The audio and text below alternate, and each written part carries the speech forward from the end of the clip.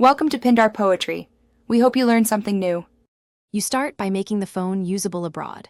First, verify it is carrier unlocked and supports the destination frequency bands, otherwise service will fail. Once done, backup contacts and photos and record your carrier account info and IMEI. Next, pick your data method, purchase an eSIM before departure, plan to buy a local SIM at the airport, or buy a short roaming add-on. Make sure to disable automatic carrier billing and app updates to avoid surprise charges while you travel. You now get service active. Scan the eSIM QR or power down and insert the local physical SIM, then boot up. Next, configure the APN settings your carrier or eSIM provider gave you.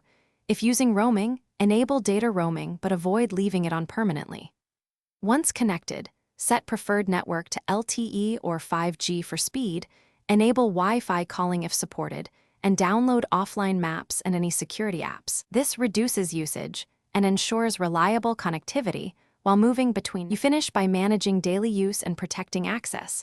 Monitor your data and balance often and buy top-ups or change plans before you run out. Once done, use a VPN on public Wi-Fi, lock the device with a PIN or biometrics, and store local emergency numbers. If service fails, first try quick fixes.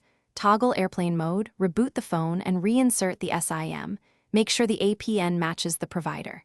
If those steps don't work, contact your eSIM provider or local carrier for activation support. Thanks for watching. Consider subscribing if we helped you.